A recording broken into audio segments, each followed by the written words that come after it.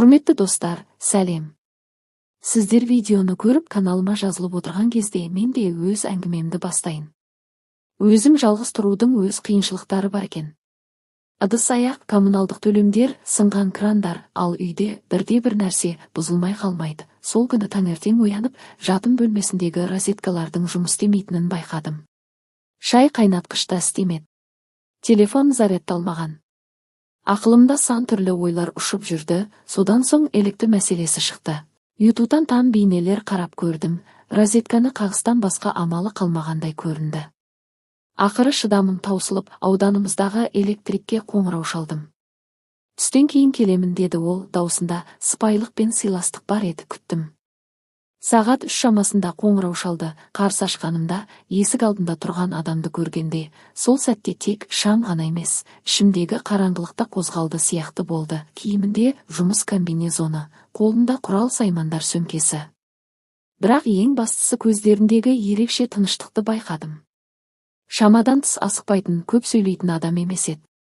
Ішке кіргіздім, розеткаларды көрсеттік.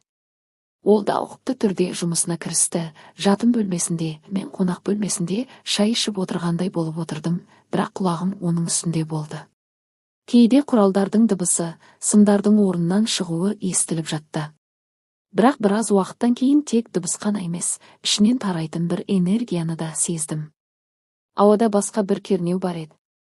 Бұл электр емес, басқа бір нәрсе сияқты болды. Бағила ханым, 1 секунд, қарай аласыз ба деді, даусында ерекше бір нәрсе бар еді. Бардым, ол тізесінің үстінде жұмыс істеп отырды. Бір сымды ұстап, қабырғаға қарсы күресіп жатты.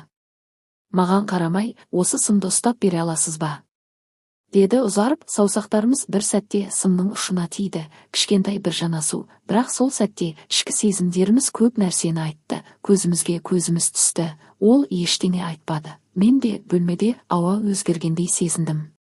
Бір нәрсе үзілуге жақын сияқты болды, бірақ біз тек қарап тұрдық, содан кейін ара қашықтық өздігінен азая бастады. Жақындық кейде 2 қадам емес, тек бір көзқарас қана болатынын ұмытпаңыз. Сол күні мен сол көзқараста жоғалып кеттім. Ұзақ уақыт бойы біреудің жанында болмағанымды есіме алдым.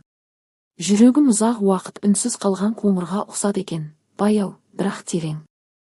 Дыбыспен соғыла бастады, қашан басталды білмеймін, бірақ электр енді тек сымдарда ғана емес еді. Көзіміз түскен әр сәтте ішімдегі бос бөлмелерді жарықтандырып тұрды. Айтайын дегенім, сол күні біреу автоматты қосып кеткендей болды, ал менде бәрі бұрынғыдан да жарыққа бөленгендей еді. Бөлменің ауасы кенеттен өзгерді. Ұзақ уақыттан бері жанбай келген шам соңында жарығын тапқандай. Сөздер жүрек соғысымен алмастырылды. Сол күні тек автомат қана емес, ішіміздегі кедергілер де кеткен еді. Жұмысы бітсе, сөмкесін жинап, өткеніңізге риза болыңыз деді. Жымиып кетті. Сол жымиыста барлығының мойындауы жасырылған сияқты болды. Мен де тек басымды идім. Кейде ең ұзақ әңгімелер үнсіздікпен айтылады. Есіктің жабылғаннан кейін ұзақ уақыт сол жерде қалдым. Айнаға қарадым. Бетімде сағаттар бойы күткен бір көрініс бар еді, жарық келді. Мүмкін кеш болса да, дәл уақытында. Иә, достар, тағы бір әңгімеміздің соңына келдік.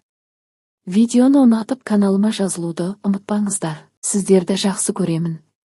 Қош болыңыздар.